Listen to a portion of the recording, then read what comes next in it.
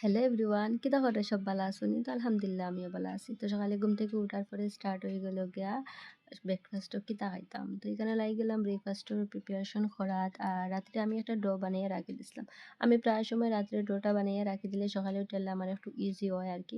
আর মর্নিংয়ে সবার ঘরে আরকি একটু তো বেশি তাড়াহুড়ো থাকে। তো ভাবলাম সকালে রাত্রে আরকি ডোটা বানিয়ে রাখি দিলে আমার সকাল করে ব্রেকফাস্টটা করতে একটু ইজি।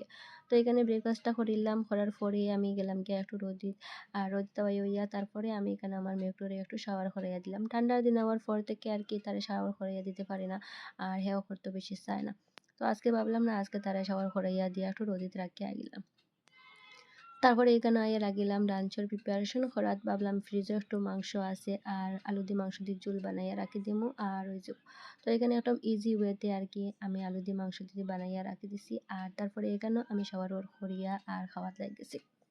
তো আমি নিজে খাইলাম। খাওয়ার পরে আমার মেয়েকে দেখে আর খুব বেশি চিৎকার চেঁচামেচি কররা। কারণ আমি খাওয়ার পরে আরকি তারে খাইতে দিয়ার লাগিয়া।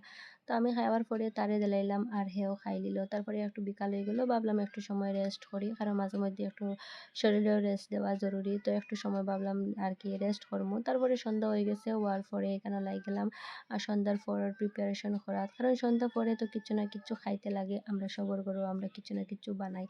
আর এখন ঠান্ডার সিজন তো বেশি জাল কিছু খাইতে আমার কাছে